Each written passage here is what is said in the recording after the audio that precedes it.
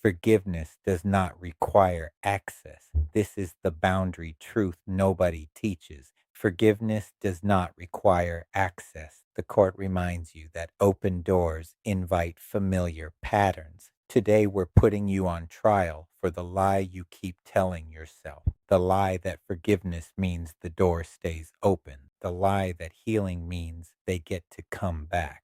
The lie that boundaries are punishment instead of architecture. You keep letting people back in without changing the lock. And then you wonder why the same theft keeps happening. Here's what's really happening. You're confusing forgiveness with access. You're confusing healing with availability. You're confusing growth with giving unlimited chances. The pattern is this: someone hurts you, they apologize or they don't.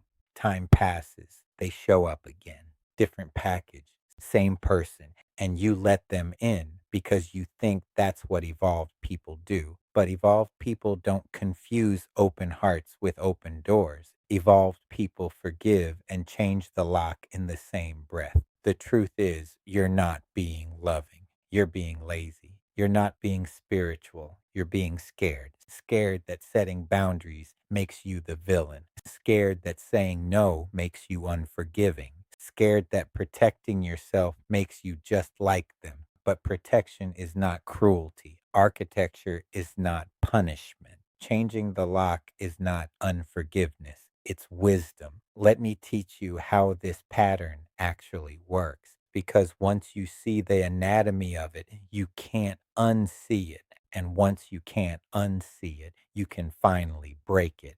First trigger, the guilt. Every time you even think about setting a boundary, the guilt shows up. It whispers that good people give second chances, that evolved people don't hold grudges, that healed people let it go. But the guilt is not your conscience. The guilt is your conditioning. You were taught that your value comes from your availability, that your worth comes from your willingness to absorb other people's chaos, that love means having no limits. This is not love. This is a trauma response wearing spiritual clothes. Second point, how it escalates.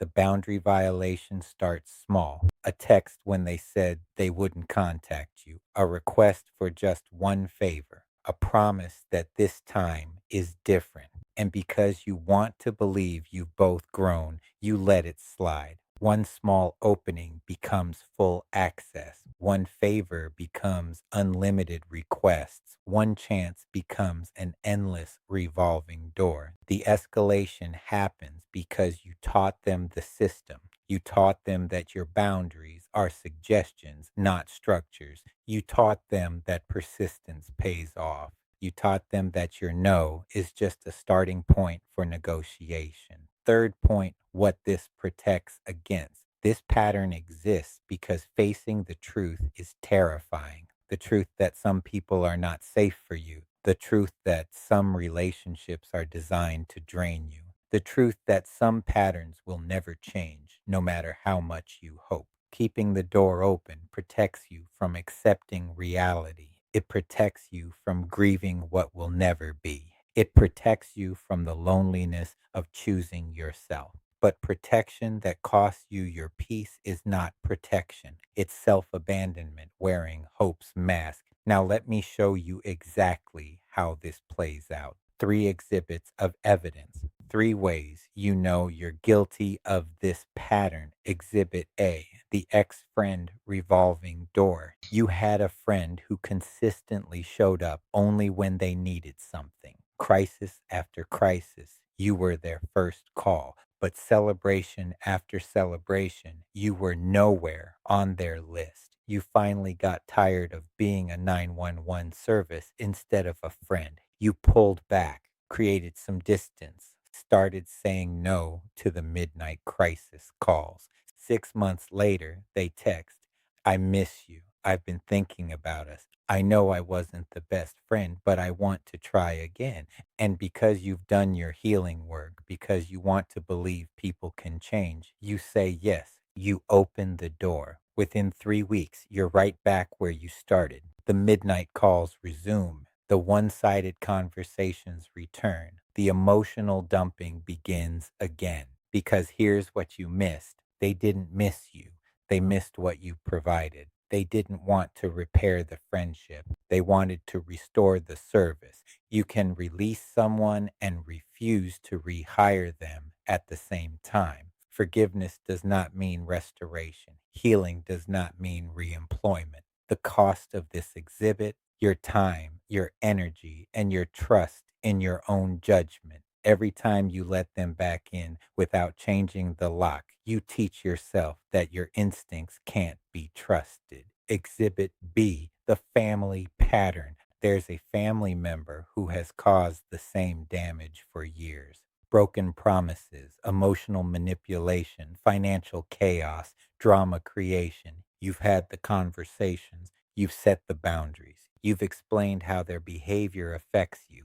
Nothing changes. So you create distance. You stop answering every call. You stop fixing every crisis. You stop financing every emergency. Peace returns to your life. Then comes the holiday or the birthday or the family gathering, and they show up with the performance. Family is family. We've all made mistakes. Life is too short to hold grudges, and everyone else nods in agreement because they don't want to deal with the discomfort of reality. So you soften, you let them back in, you give one more chance. Within months, the same patterns resurface, the same chaos returns, the same damage gets done because you changed your boundary, but you didn't change the lock. The cost of this exhibit, your sanity, your resources, and your example to the next generation. Every time you allow the same violation, you teach everyone watching that boundaries are optional. Exhibit C, the professional boundary collapse.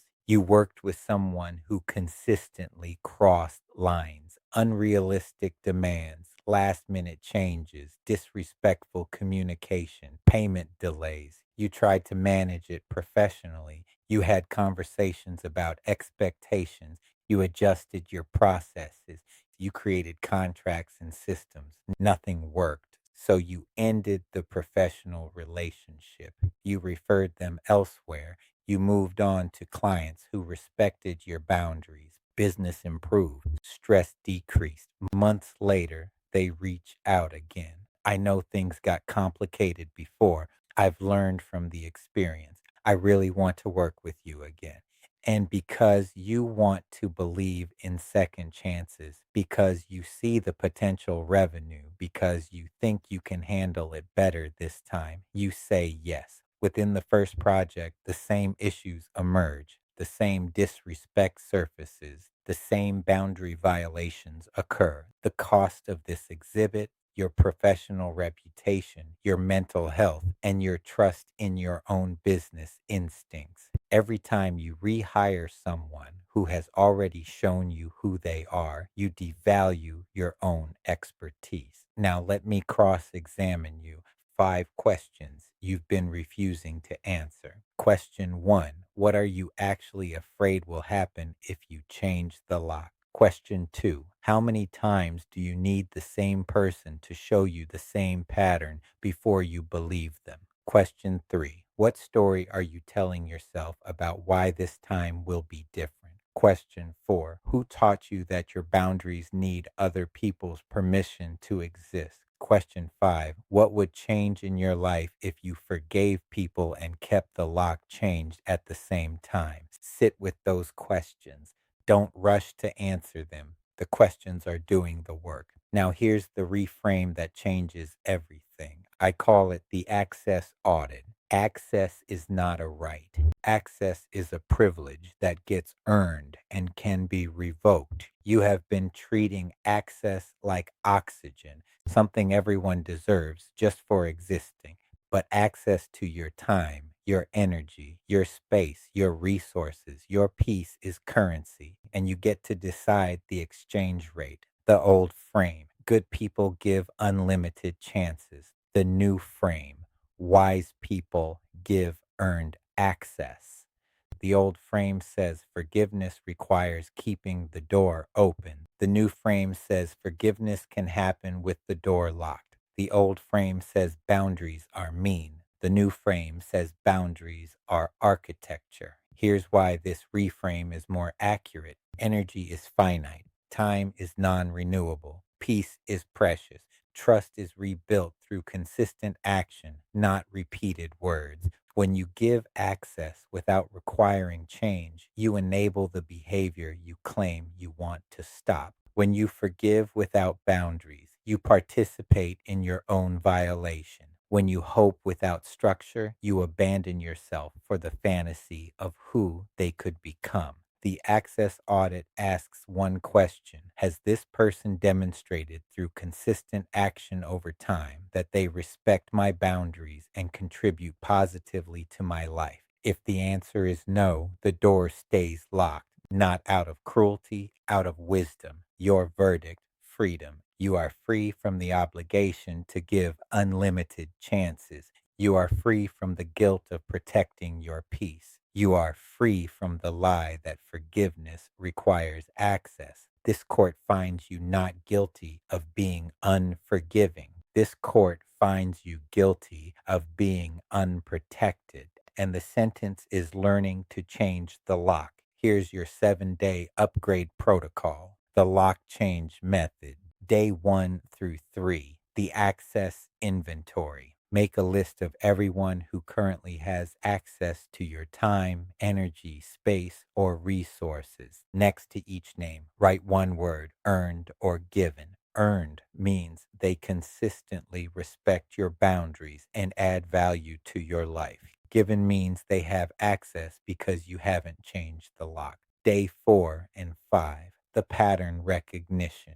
For everyone in the given category, write down the specific pattern they repeat. What do they consistently do that violates your boundaries? How do they respond when you try to set limits? What story do they tell to regain access after you've pulled back? Day 6 and 7, the lock change implementation. For each person in the given category, decide new lock or modified access. New lock means no access until they demonstrate sustained change over time. Modified access means limited conditional interaction with clear consequences for violations. The key is this: you implement the change without asking for their permission or understanding. You change the lock because it protects your peace, not because they agree with your decision. Here's what happens when you actually do this. Some people will respect the new boundary and work to earn access back through consistent action. These are the people worth keeping. Some people will test the new boundary, expecting you to cave like you always have. When you don't cave, they'll either adapt or remove themselves. Both outcomes protect your peace. Some people will call you mean, unforgiving, or changed.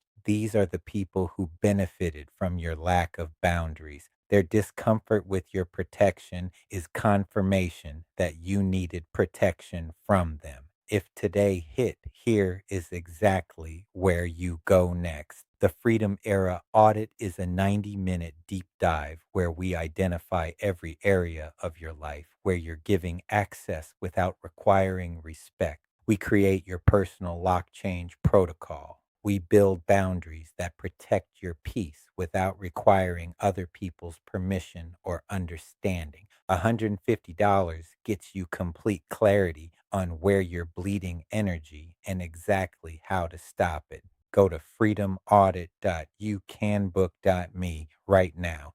Don't wait until the same person violates the same boundary for the 100th time. Don't wait until you're so exhausted from managing other people's chaos that you can't access your own peace. Change the lock today. Forgive them from behind your new boundary. Release them without rehiring them. Love them without giving them access to destroy your peace. Remember this: you can have an open heart and a locked door at the same time. The people who belong in your life will respect the lock and earn the key. The people who don't belong will be angry that the lock exists. Let their anger confirm your wisdom. Confession court is now in session in your own life. The charge, giving access without requiring respect, the evidence, every person who has the same pattern of violating your boundaries. The verdict, freedom to change the lock, doesn't end in guilt, ends in freedom.